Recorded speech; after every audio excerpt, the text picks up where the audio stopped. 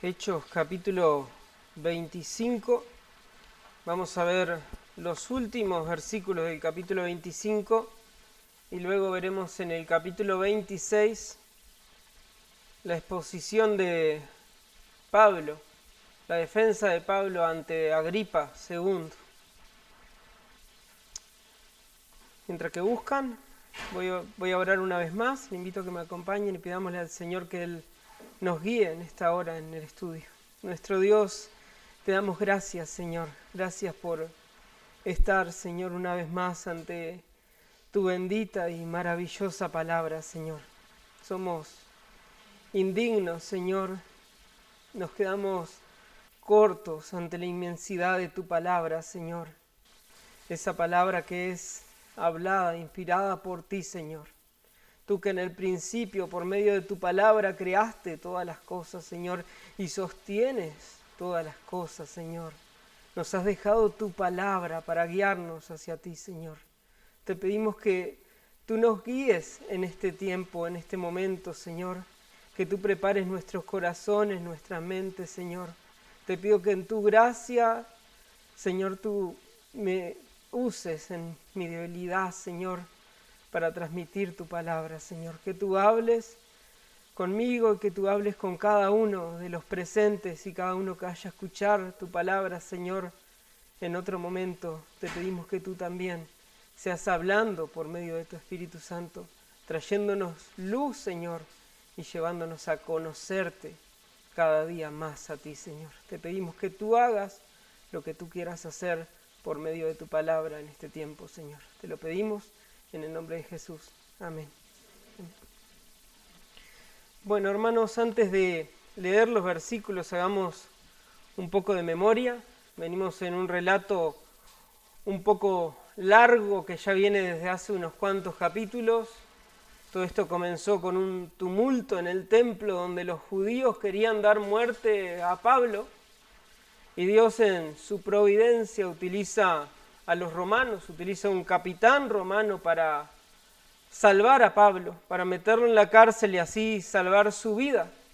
Luego llega a los oídos también de Pablo providencialmente, llega a los oídos que hay un complot para matarle, para acabar con su vida, y Pablo manda que se lo digan al capitán de la guardia, y ese capitán hace que se forme un pequeño ejército para proteger a Pablo y llevarlo a salvo hasta Cesarea, que es en el lugar donde nosotros estamos ahora.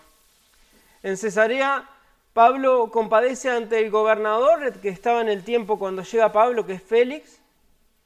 Pablo da su defensa, pero Félix lo mantiene en la cárcel, porque Félix, como muchos gobernantes de esa época, como también veremos un par ahora, era alguien corrupto, que esperaba recibir un soborno de parte de Pablo para soltarlo. Si había alguien que no iba a dar un soborno, que iba a hacer algo ilegal, ese era Pablo. Entonces Pablo permanece en la cárcel durante 2 años hasta que Félix es sacado y es puesto como gobernador de Cesarea a Festo. Entonces, cuando Festo llega, quiere congraciarse con los judíos y va hasta Jerusalén. Y en Jerusalén lo primero que hacen es presentarle el caso de Pablo, que estaba ahí, ese preso que merecía la muerte. Entonces Festo vuelve a Cesarea con algunos judíos también y acusan a Pablo por muchos temas, pero Festo no encuentra nada de lo cual Pablo fuera culpable.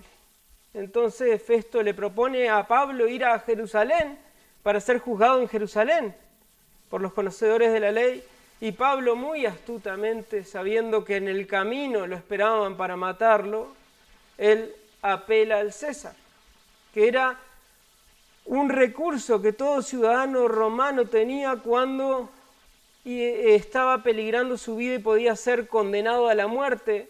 El ciudadano romano podía apelar a la máxima autoridad, que era el César, que en este momento era Nerón, nadie menos que Nerón, pero en ese momento estaba bastante más tranquilo, porque tenía la influencia del filósofo Séneca en ese tiempo que lo mantenía más tranquilo, pero ya había hecho unas cuantas cosas desagradables como atentar contra personas de su familia.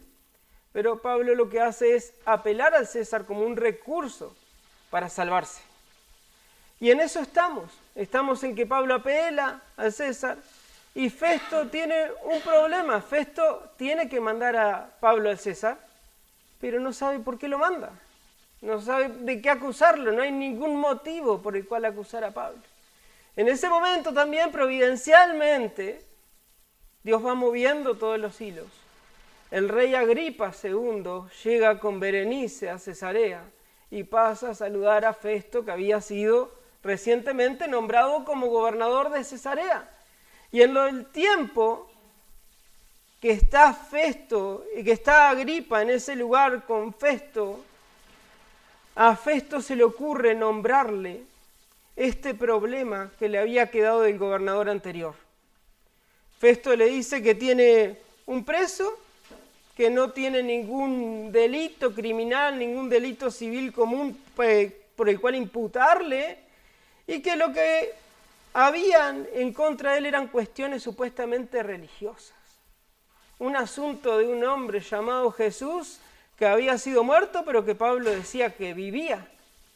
Él lo disminuye a un simple asunto, pero no tenía nada que escribir. Entonces, sabiendo que Agripa era conocedor de la ley judía, se lo nombra a él, y providencialmente Dios hace que a Agripa le pica el bichito de la duda y dice: yo quiero escuchar a ese hombre. Y eso es lo que nosotros vamos a ver ahora, cuando en eso quedamos. Cuando Agripa le dice a Festo: yo quiero escuchar a ese hombre, Agripa le dice: mañana le oirás. Y hasta ahí llegamos en el versículo 22. Antes de comenzar en el versículo 23, quiero nombrar un poco quién es este Agripa, que es ante quien Pablo va a presentar su defensa. El bisabuelo de Agripa era Herodes el Grande, el que en Lucas 2 manda a matar a todos los niños para eliminar la amenaza que significaba un Mesías, que significaba el Señor Jesús. El padre de Agripa también persiguió la iglesia y es quien mandó a matar a Jacobo, quien encarceló también a Pablo y quien murió bajo el juicio de Dios. También la hermana de Agripa era Drusila, la esposa de Antonio Félix, quien escuchó el Evangelio en el capítulo 24, en el capítulo anterior. Este hombre era sobrino de Herodías, quien instó a su hija para pedir la cabeza de Juan el Bautista en un plato, en una fuente de plata. Y este hombre tenía a esta hermana que está presente con él, quien es Berenice. Esta hermana andaba con él para todos lados, actuaba como si fuera la reina, y muchos comentaristas dicen que había una situación pecaminosa entre ellos, entre hermanos. Aquí podemos ver más o menos la moral cuestionable que tenían estos líderes. Pero había algo en Agripa. Agripa conocía la ley judía. Él tenía el poder sobre el templo y era quien tenía el poder para nombrar a los sumos sacerdotes. Si bien él tenía conocimiento de los judíos, él en este momento está alineado con Roma y está bajo el poder de Roma y él puede gobernar sobre lo que Roma le permite gobernar. Esta es la situación de la persona ante la cual Pablo tiene que ofrecer su defensa. Vamos a ver dónde quedamos el domingo pasado, capítulo 25, versículo 23. Dice, ¿se acuerdan que le decían el 22, mañana lo oirás? Bueno, llegó ese día. Entonces dice, así que el día siguiente, cuando Agripa II y Berenice entraron en el auditorio en medio de gran pompa, acompañados por los comandantes y los hombres importantes de la ciudad, por orden de Festo, fue traído Pablo. Y Festo dijo, Rey Agripa y todos los demás, aquí presentes con nosotros, este es el hombre acerca del cual los judíos, tanto en Jerusalén como aquí, me hicieron la petición, declarando a gritos que no debe vivir más. Pero a mí me parece que no ha hecho nada digno de muerte. Pero como él mismo apeló al emperador, he decidido enviarlo a Roma. Sin embargo, no tengo nada definido sobre él para escribirle a mi señor. Por eso lo he traído ante usted y especialmente ante ti, Rey Agripa, para que después que se le interrogue yo tenga algo que escribir, porque me parece absurdo al enviar un preso no informar también los cargos en su contra. Esto es lo que veíamos de que Festo está tremendamente confundido. Va a mandar a Pablo al emperador y no sabe por qué, y quiere aprovechar a Agripa para ver qué puede escribir en esa carta. Ese es el problema que tiene Festo. Miremos, tratemos de pensar el lugar donde se está dando esto. Dice que era un auditorio lleno de lujo, con gran pompa, dice. Ahí estaban todas las personas con vestimentas reales, con las tiaras de oro, los reyes, los gobernadores. Estaban las personas más importantes, los comandantes, estaba toda la élite de Cesarea en ese lugar. Se calcula que en el auditorio entrarían unas 150 o 200 personas en ese lugar. Era algo tremendo.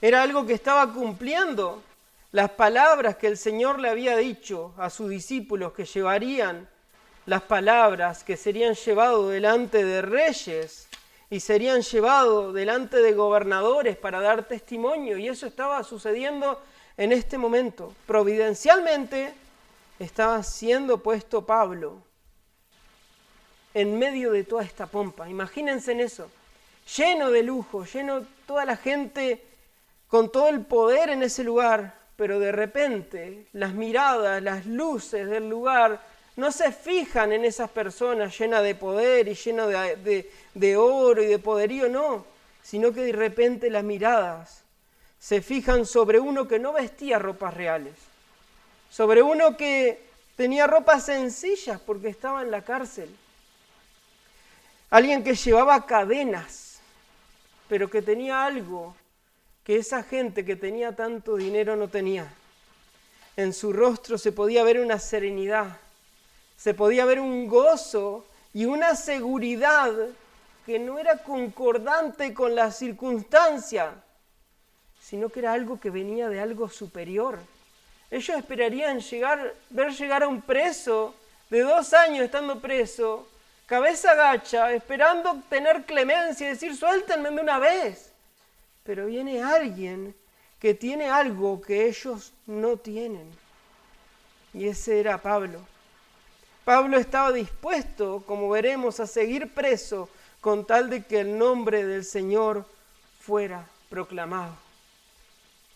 La cárcel para Pablo, aquello que supuestamente debía limitar su poder, se convierte en un púlpito para Pablo, de donde predicar a gente que nunca tendría la posibilidad de poderle predicar. Imagínense lo que era eso, ante quién estaba Pablo. Esto nos enseña, nos hace pensar que por más que ellos quieran encarcelar a la persona, la palabra del Señor nunca está presa. No hay ningún hombre que pueda detener la palabra del Señor, a tal punto que es desde la cárcel que Pablo escribe las epístolas como Filipenses, Efesios, Colosenses, Filemón. Ellos pensaban que estaban deteniendo el mensaje, pero lo que parecía una limitación se transformó en un medio que Dios usó para que el Evangelio pudiera avanzar aún más y para que pudiera ser de bendición hasta nosotros, 2000 años después. El mensaje no depende de la libertad del mensajero, sino que depende del poder de Dios. Aún encarcelado Pablo seguía proclamando a Cristo, mostrando que nadie, ninguna prisión podía encerrar ni silenciar la verdad, la obra del Señor. Ellos querían, pero ¿hay alguien que pueda parar la obra del Señor? ¿Hay alguien que pueda detener la obra del Señor? Aquí hay una guerra, hermanos, aquí hay una guerra entre el poder de Dios y el poder del enemigo, entre la luz y las tinieblas. Las tinieblas piensan tener el poder, piensan poder detener la obra de Dios, piensan poder callar la palabra de Dios, pero realmente no tienen ningún poder ante el poder de nuestro Dios. En esta oportunidad Pablo tiene esa oportunidad que Dios le había anunciado en Hechos 9, que le dijo el Señor cuando le llama: instrumento escogido me serás para llevar tu nombre en presencia de los gentiles, de los reyes y de los israelitas. Aquí Pablo estaba entre los reyes, ante los gobernadores, para poder presentar su defensa. Este es el lugar donde tenemos más estrellas, el lugar donde hay gente más importante a la cual Pablo testifica en el libro de Hechos. No decimos que sea el lugar donde es más importante, donde Pablo testificó, porque él va a ser enviado al emperador, va a ser enviado a Roma, a alguien superior, pero eso no contamos con registro en Hechos. Por eso aquí tenemos la defensa ante la persona más alta o con más poder ante el cual Pablo va a hablar. Y esto es una oportunidad para Agripa, porque ahora vamos a ver cuando Pablo presenta su defensa, él no se presenta para pedir clemencia. Lo que nosotros vamos a ver en la defensa de Pablo es nada más ni nada menos que una presentación maravillosa del Evangelio. Pablo aprovecha su oportunidad para presentar el Evangelio. Esa es la defensa de Pablo. Y aquí Agripa II tiene una oportunidad para escuchar el Evangelio. En el mismo lugar en que su padre, porque en Cesarea fue que las personas gritaban voz de Dios y no de hombre, y él se enorgulleció y Dios los fulminó, Dios los mató bajo el juicio en ese momento. Bueno, ahora su juicio, ahora su hijo en la misma ciudad tiene una oportunidad de escuchar el Evangelio. ¿Cuál será su actitud? Esto nos habla de que la salvación es personal. No depende de lo que haya hecho su padre, de lo que haya hecho su pariente, de lo que haya hecho otra persona. No importa lo que hizo nadie, sino que importa cuál es su actitud ante la oportunidad ante la predicación del Evangelio. Antipa tendrá la oportunidad de escuchar la palabra, pero ¿cómo responderá a esa palabra? Y eso es lo que sucede con nosotros cada domingo, cada oportunidad que tenemos de escuchar la palabra. No es decir, mi padre o mi abuela, no, es como yo respondo ante la predicación de la palabra. Eso es lo que importa. Y aquí para Agripa es cómo responde él en este momento. Veamos el capítulo 26, donde Pablo comienza su defensa. Agripa II dijo a Pablo: ¿se te permite hablar en tu favor? Entonces Pablo, extendiendo la mano, comenzó su defensa. Versículo 2. Con respecto a todo aquello de que los judíos me acusan, me considero afortunado, oh rey Agripa, de poder presentar hoy mi defensa delante de usted, sobre todo porque es experto en todas las costumbres y controversias entre los judíos, por lo cual le ruego que me escuche con paciencia. Pablo en estos primeros versículos reconoce el conocimiento de Agripa, de la ley judía, su conocimiento de todas las costumbres, y le pide que le escuche con paciencia.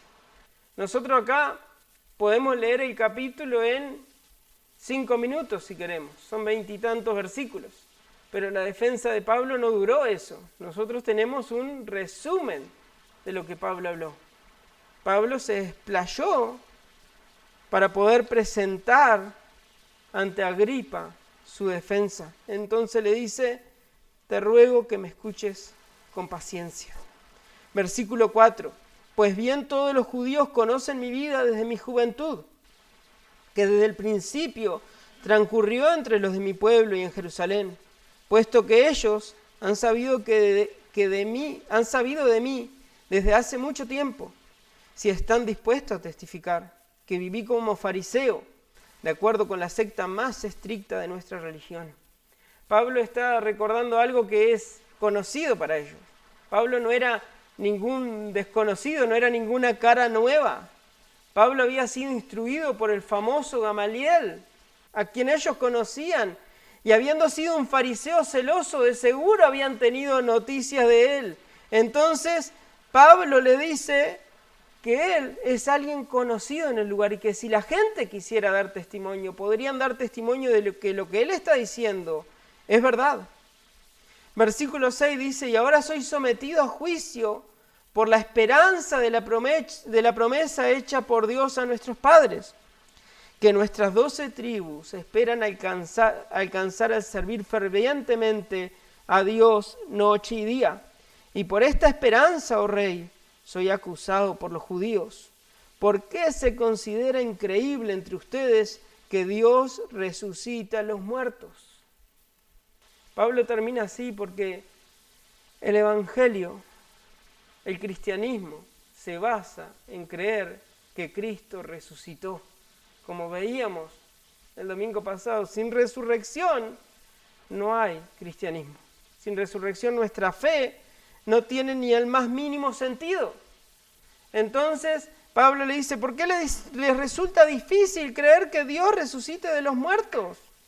Es que ellos, si eran sinceros, no les resultaba difícil. Solo había un grupo que se negaba a creer en la resurrección. Sin embargo, si ellos miraban con sinceridad el Antiguo Testamento, que era la escritura que tenían, en todo el Antiguo Testamento está implícita esta verdad. La verdad de la resurrección. En diferentes pasajes se habla de la resurrección. Por lo tanto, si ellos eran fieles, Pablo le dice, ¿por qué les es difícil creer en la resurrección? Si ellos tan solo pensaran en Isaías, en las promesas que ellos creían de los nuevos cielos y la nueva tierra y de todo lo que Dios prepararía para que ellos vivieran. Eso hablaba de que se necesitaba una transformación de todas las cosas y una resurrección de las personas para poder gozar de lo que Dios les había prometido. En Isaías capítulo 26, versículo 19 dice, tus muertos vivirán y sus cadáveres resucitarán. Y hay diferentes pasajes en Isaías que hablan de eso. También David en los Salmos apunta a la misma verdad, al reino eterno, donde uno de sus descendientes se sentaría y gobernaría para siempre. También Daniel menciona el final de la resurrección entre justos e injustos. Era una verdad que está en todo el Antiguo Testamento. Job en el capítulo 14 y en el capítulo 19 habla de esta misma verdad, a tal punto que llega a decir en el 19:25, dice, yo sé que mi Redentor vive y después de deshecha esta mi piel, en mi carne he de ver a Dios. La única forma de poder ver a Dios en la carne es que estuviera la resurrección presente. Obviamente en el Antiguo Testamento no está tan claramente mostrado como en el Nuevo Testamento, pero tenían indicios por todos lados para saber que Dios tenía poder para resucitar a los muertos. Y es más, que dentro del plan de Dios estaba contemplada esa resurrección para cumplir sus promesas.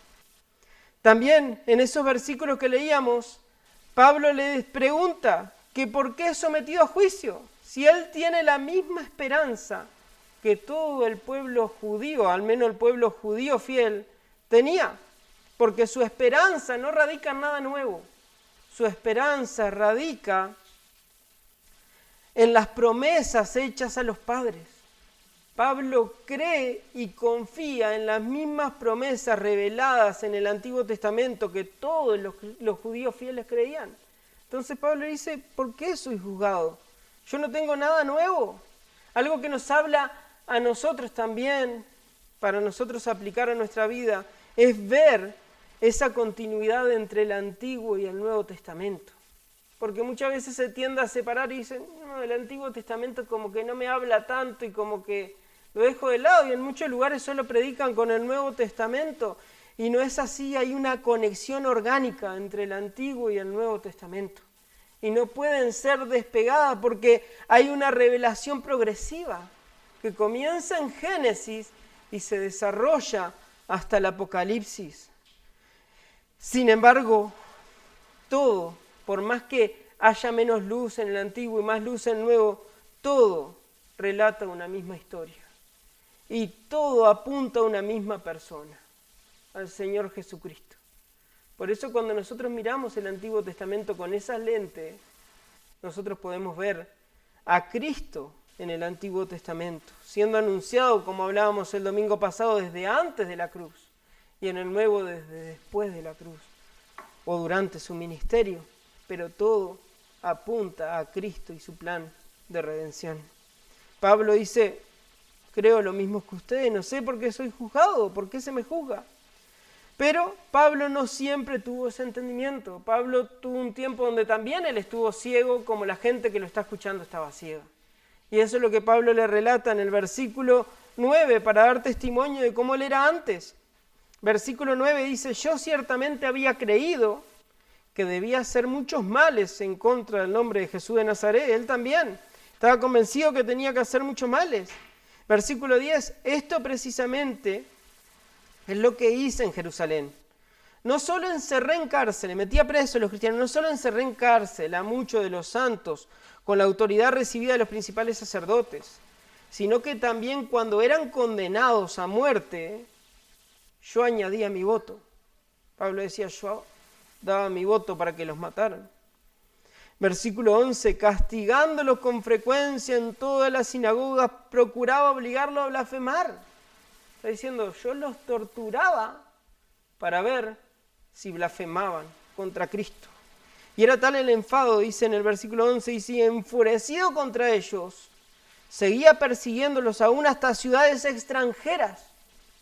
Viajaba a donde fuera con tal de perseguir a los cristianos. Era tremendo el celo de este hombre. Hasta que algo más fuerte que ese celo lo cambió de manera radical y repentina. Más que algo, alguien lo cambió. Y eso es lo que relata en el versículo 12. Ocupado en esto, cuando iba a Damasco con autoridad y comisión de los principales sacerdotes, al mediodía, oh rey, yendo de camino, vi una luz procedente del cielo, más brillante que el sol, que resplandecía alrededor mío y de los que viajaban conmigo. Después de que todos caímos al suelo, oí una voz que me decía en el idioma hebreo: Saulo, Saulo, ¿por qué me persigues? Dura cosa te es dar coces contra el aguijón. Yo entonces dije, ¿quién eres, Señor? Y el Señor dijo, yo soy Jesús, a quien tú persigues. Aquí Pablo dice, yo era como ustedes, hasta que tuve un encuentro con alguien.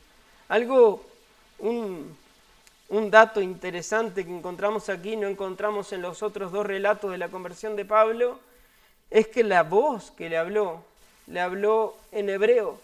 Y ese era un idioma que no era de uso común en ese contexto. Por eso Pablo puede entender lo que la voz le dice y los que están con él no entienden qué es lo que se le dice en ese momento. Ese es solo un dato que agrega en este relato Lucas. Pero aquí Pablo les muestra a su audiencia que en ese momento, en ese encuentro con Jesús, él entendió varias cosas. Muchas cosas importantes cambió en él. Lo primero que él pudo contemplar fue esa luz resplandeciente. Y él, al ver esa luz resplandeciente, reconoció que no era otra cosa que la gloria de Dios manifestándose a él.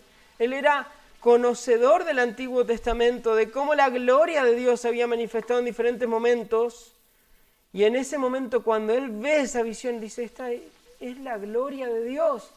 A tal punto que Pablo dice, ¿quién eres, Señor? Él lo identifica como el Señor, él lo identifica como Dios. Y le dice, ¿quién eres, Señor? Y esa es otra cosa que él se da cuenta, porque él le dice, yo soy Jesús, a quien tú persigues. Ahí se da cuenta que Jesús realmente era el Mesías, que él realmente era el Hijo de Dios. Se da cuenta que no estaba muerto como él pensaba hasta ese momento, sino que él estaba vivo, y no solo vivo, sino que reinaba con poder y gloria sobre todo. Esto fue impactante para Pablo. Se entera que el Señor, se entera que Dios mismo es Cristo en ese momento. Su vida, como si hubiese chocado contra un muro, su vida cambió rotundamente, todo se le cambió.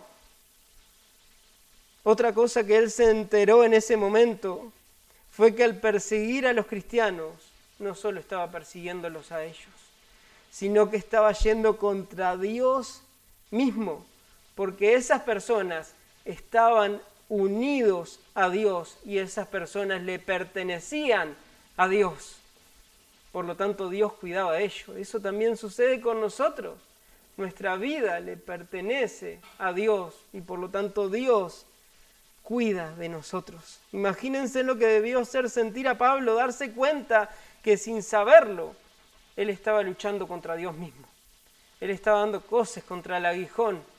Él al querer ir en contra de los cristianos solo se estaba haciendo daño a él mismo. Hay una versión que dice: ¿qué haces dándote la cabeza contra la pared? Quizá una ilustración más para nuestros días. Él estaba tratando de hacer mal a los cristianos y el que se estaba haciendo mal era él, porque no hay nadie que pueda luchar contra Dios. Dios en su gracia, en su misericordia, lo despierta y lo transforma en un momento. Algo que nosotros aprendemos en este relato de Pablo es que el caminar cristiano no se basa, o podemos decir sí se basa en una pregunta, en la pregunta que Pablo hizo: ¿quién eres, Señor? En eso se basa el caminar cristiano, en preguntar quién eres, Señor. No se basa en decir qué debo hacer o en tener una larga lista de reglas que debo cumplir para llegar a ser cristiano. Se basa en saber, en conocer quién es el Señor. En eso se basa el cristianismo. Pablo le conoció y en ese momento su vida fue transformada. Él fue salvo. Mi amigo, si no conoces a Jesús, tú puedes gastar tu vida tanto en buenas obras como en las malas, no importa, pero al final te encontrarás igual de perdido. En cambio, si tú conoces quién es el Señor, si tú conoces quién es Cristo, aunque sea en el último momento de tu vida, aunque hayas sido un malhechor sin oportunidad de hacer ninguna buena obra hasta el último momento, y conoces a Cristo en ese último momento, sin duda estarás en el cielo aunque no hayas podido hacer ninguna buena obra. Si no, pensemos en el que fue crucificado al lado de nuestro Señor Jesucristo. Él conoció a Cristo en el último momento y el Señor dio testimonio que en ese mismo día estaría con Él. Para ser salvo, lo que necesitas no es cambiar tu vida. No necesitas dejar ciertos hábitos. No necesitas vivir de cierta manera. Para ser salvo necesitas conocer a Jesús y aferrarte a Él por medio de la fe. Sin confiar en nada en tus obras. La fe es esa mano desnuda que solo recibe lo que le es dado por gracia. Y esa fe verdadera, cuando realmente está en ti, no te dejará sin fruto. Pero no serán frutos para ganar, sino que serán a consecuencia de lo que Dios hizo en ti. Pero la salvación es por medio de la fe. Pablo creyó, fue salvo y el Señor le envió. Versículo 16, el Señor le dice: pero levántate y ponte en pie, porque te ha aparecido con el fin de designarte como ministro y testigo, no solo de las cosas que has visto, o sea, de esa visión, sino también de aquellas en que me apareceré a ti. Te rescataré del pueblo judío y de los gentiles a los cuales yo te envío, para que abras sus ojos a fin de que se conviertan de las tinieblas a la luz y del dominio de Satanás a Dios, para que reciban por la fe en mí el perdón de pecados y herencia entre los que han sido santificados. Esta manera de relatar Pablo su testimonio ante una corte, ante un rey que tenía conocimiento judío, de seguro resonó como ese lenguaje profético en el que el Señor enviaba a sus profetas en el Antiguo Testamento. De esa misma manera el Señor envía a Pablo, le dice: levántate, ponte en pie, porque te envío a abrir los ojos de los ciegos, a liberar a los presos, a sacar de las tinieblas y traerlos a la luz. Sin duda se le vinieron a la mente a esas personas pasajes como Isaías capítulo 42, versículo 7, cuando hablan del propósito del Mesías que vendría. Pablo dice, el Señor me envió a hacer eso. También dice que le mandó a dar vista y a liberar de la prisión y a llamar de la oscuridad a la luz. Como dice en Colosenses 1:13, porque Él nos libró del dominio de las tinieblas y nos trasladó al reino de su amado Hijo.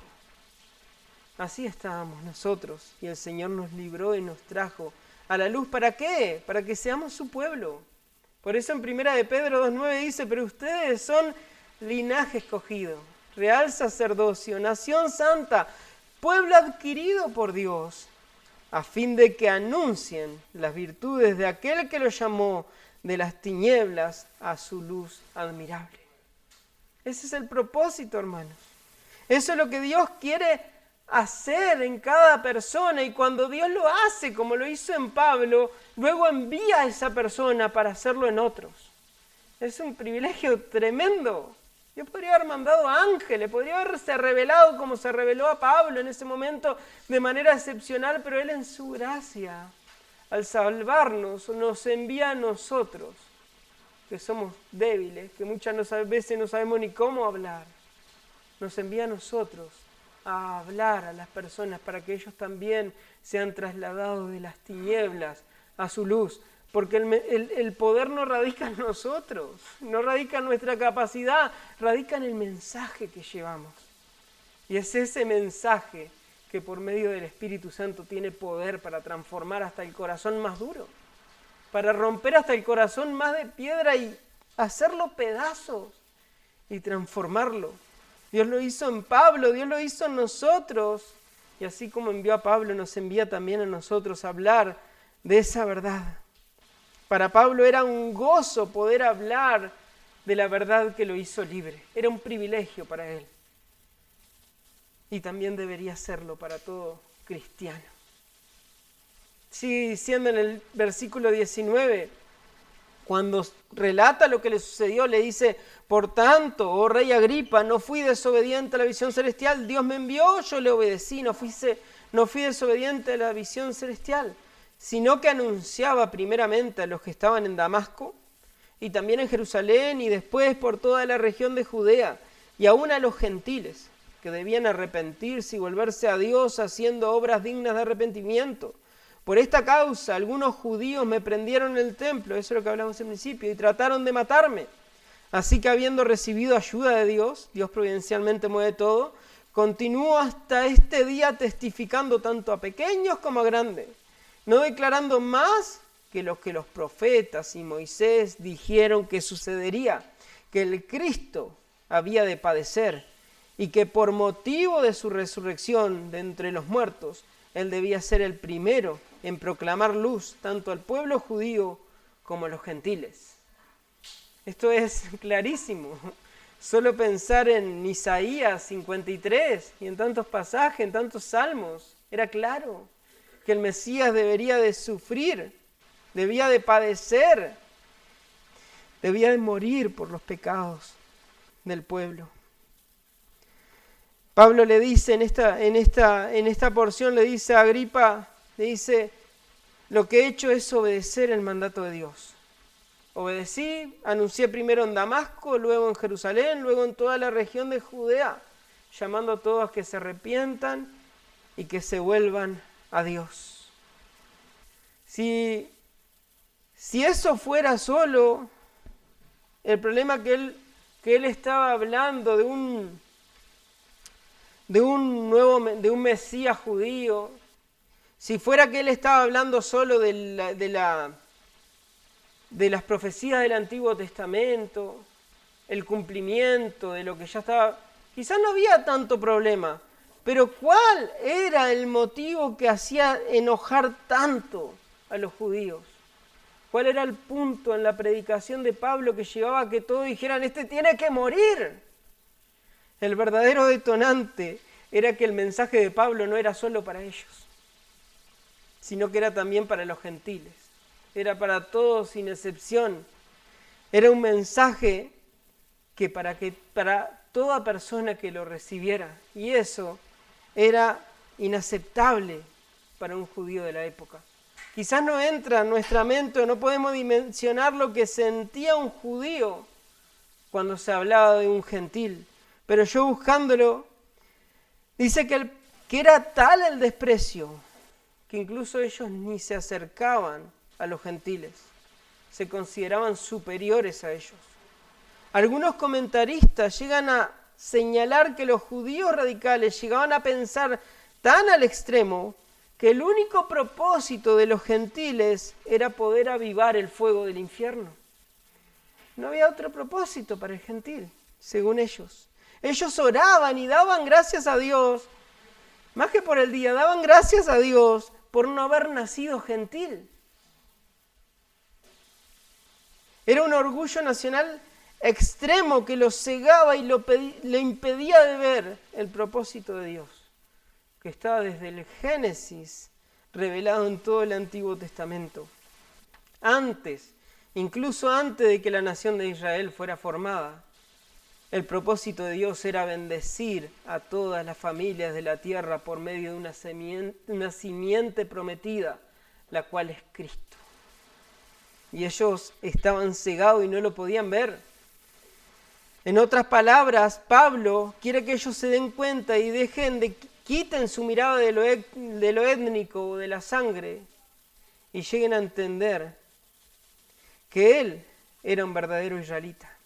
Que el verdadero israelita, miembro del pacto, es el que realmente obedece a Dios. No simplemente el que nació en una nación, no simplemente el que tiene cierta sangre, sino aquel que ha puesto su fe en Cristo. Esos son los verdaderos hijos de la promesa y los verdaderos hijos de Abraham. Ese era el mensaje de Pablo y era lo que Pablo quería que ellos pudieran entender. Como dice en Romanos 2:28, porque no es judío el que lo es exteriormente, ni la circuncisión ni la circuncisión es la externa en la carne, pues es judío el que lo es interiormente y la circuncisión es la del corazón por el Espíritu. Ese es el verdadero judío. Pablo le está diciendo a todo este auditorio lleno de personas judías, le está diciendo, ¿ustedes quieren ver o quieren hablar de lo que es un verdadero israelita? Bueno, le dice Pablo, yo soy un verdadero israelita, pero no por causa de mi sangre, sino por causa de la sangre de Jesucristo. No por mis obras, sino por medio de la fe, por la obra que el Espíritu Santo ha hecho en mí. Pablo quiere que entiendan que él era una nueva criatura en Cristo. Y a menos que las personas que le escuchan respondan a ese llamado, no importa el lugar donde nacieron, están igual de perdidos. A continuación veremos en los siguientes versículos la reacción a este testimonio de Pablo, a esta verdad. Versículo 24. Primero tenemos la reacción de Festo. Dice, mientras Pablo decía esto en su defensa, Festo dijo a gran voz, Pablo, estás loco. Tu mucho saber te está haciendo perder la cabeza. Es algo natural. El inconverso, el hombre natural, no entiende las cosas de Dios. Por eso, Festo utiliza aquí una fórmula que quizás, desgraciadamente, se usa en muchas iglesias, mal usado porque no quiere decir eso, pero utiliza mucha letra o la letra mata, ¿no? Porque él dice, tu tanto conocimiento, tu tanto leer libros, tu tanto saber, te ha vuelto loco, te ha hecho perder la cabeza, le dice Festo. Pero es curioso porque capítulos antes, en Atenas, llegan a la conclusión igual de que Pablo estaba loco, pero por el motivo opuesto. Porque no era por mucho conocimiento, sino que era por poco conocimiento, porque en Atenas le llegan a decir a Pablo que era un charlatán, era un palabrero, alguien que hablaba cosas sin sentido, sin saber. Entonces, ya sea por mucho o por poco conocimiento, vemos que las personas inconversas llegan a la misma conclusión, que Pablo está loco. ¿Por qué? Simplemente porque para el inconverso el evangelio es locura. Y necesitan la obra, la iluminación del Espíritu Santo para poder llegar a entender el mensaje. No nos tiene que llamar la atención que la gente piense que estemos locos. Es así. Nosotros también pensábamos que los cristianos estaban locos hasta creer en Cristo. Es lo esperable. No nos tiene que desanimar, sino que nos tiene que animar a confiar en que Dios tiene poder para abrir los ojos de esa persona y llevarlo a ver que no estamos locos, sino que creemos la verdad, como le responde Pablo a Festo en el versículo 25. Pero Pablo le respondió: no estoy loco, excelentísimo Festo, sino que hablo palabras de verdad y de cordura. Pablo le muestra con total respeto, le muestra que lo que él habla es verdad y que es la única verdad que le podía hacer libre. Pablo aclara eso y luego se vuelve a dirigir en el próximo versículo al rey, porque él estaba dando su defensa ante el rey y él no quería que la conversación se le vaya. Entonces él vuelve a encaminar la conversación y vuelve a hablarle al rey en el versículo 26. Dice: porque el rey entiende estas cosas. Y también le hablo con confianza, porque estoy persuadido de que él no ignora nada de esto, pues esto no se ha hecho en secreto. Rey Agripa, ¿cree usted en los profetas? Yo sé que cree. Aquí Pablo increpa a Agripa y le dice: ¿crees en los profetas? Le vuelve a decir: yo no estoy predicando nada nuevo. Si crees en los profetas, tienes que creer en Cristo, porque ellos hablaron de Cristo. Y aquí Pablo le dice: yo no he hecho nada en secreto. Esto se puede ver de dos formas: que el evangelio estaba siendo predicado abiertamente y todos lo podían ver, pero también la traducción amerita que él no ha inventado nada que provenga de su invención o nada que venga de los secretos, sino que él lo único que está haciendo es tomando algo que estaba a la luz de todo, algo que todos conocían, y lo está aplicando adecuadamente, y eso lo lleva a creer en Cristo. Entonces le dice a Agripa, le dice: yo no traigo nada de secreto, yo no traigo nada nuevo. Si crees en los profetas, que yo sé que crees, tendrías también que creer en Cristo. En el versículo 29 tenemos, en el 28, tenemos la respuesta de Agripa. Entonces Agripa II le dijo a Pablo: en poco tiempo me persuadirás a que me haga cristiano. Esta respuesta también amerita o se puede entender de dos maneras. Se puede entender como el Agripa casi convertido, o se puede entender como el Agripa orgulloso. Cualquiera de las dos. Si vamos a la NTV, nos inclina hacia el Agripa orgulloso. Según la versión que tomemos, dice: Agripa lo interrumpió y le dijo: ¿acaso piensas que puedes persuadirme para convertirme en cristiano en tan poco tiempo? Como diciendo, en tan poco tiempo, con estas pocas palabras, con estos pocos argumentos, ¿piensa que me va a convencer a mí de ser cristiano? Aquí tenemos el Agripa como duro, orgulloso.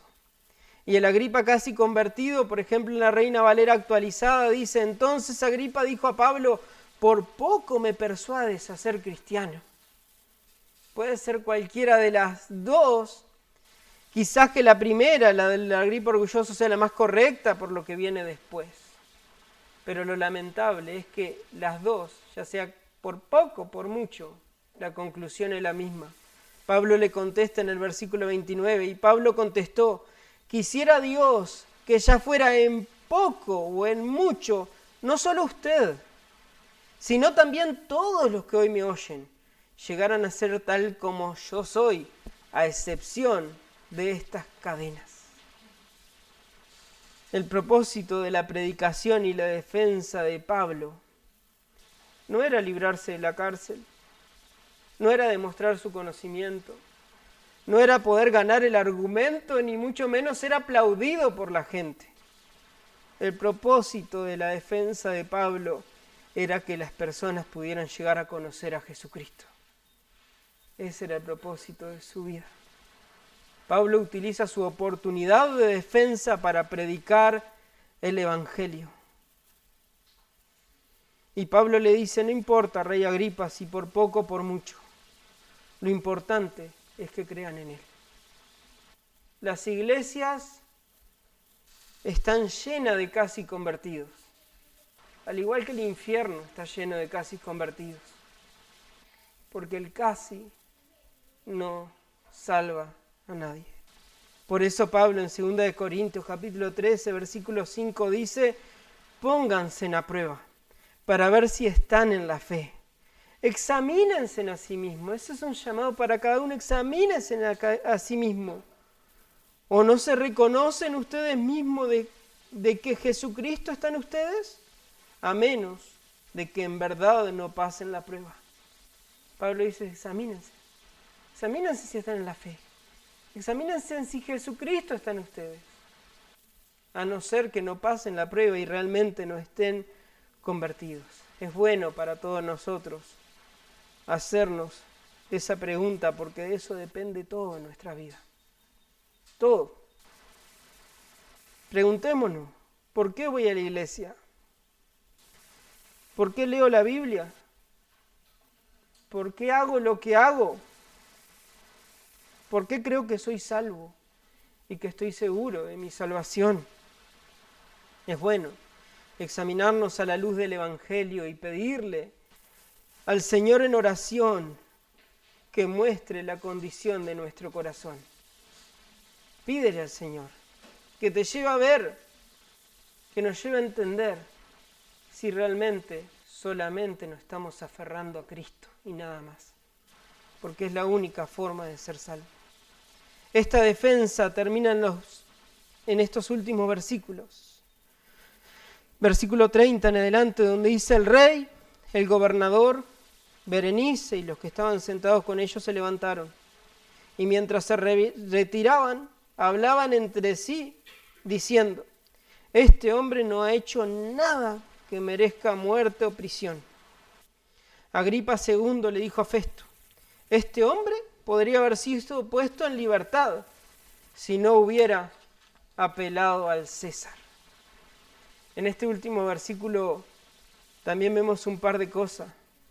Primero, que declaran que Pablo es inocente. Y recordemos que el propósito de Lucas, tanto en el Evangelio como en este segundo tratado, en Hechos, uno de los propósitos de Lucas es escribirle al excelentísimo Teófilo.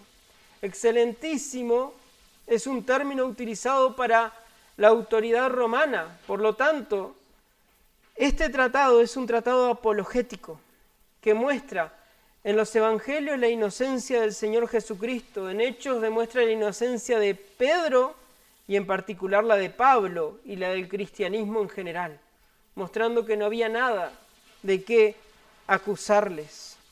Esto es algo que tenemos que tener presente, por eso en reiteradas veces se muestran que eran inocentes. Pero también vemos que aparentemente, según lo que dice Agripa, Pablo podría haber quedado en libertad si no hubiera apelado al César. Entonces nos hace pensar: ¿por qué apelaste al César, Pablo? Como diciendo, ¿por qué tuviste que hablar como que si fuera culpa de Pablo tener que ir al César? Pero la realidad era que no era Pablo el culpable, ni Festo, ni Herodes, ni Agripa II, ni siquiera los mismos judíos.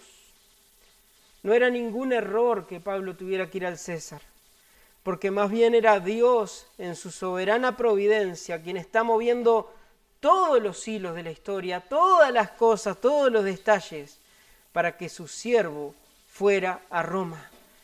Jesús mismo le había hablado a Pablo en el capítulo 23, ten ánimo, porque así como me has sido testigo en Jerusalén, también me serás testigo en Roma.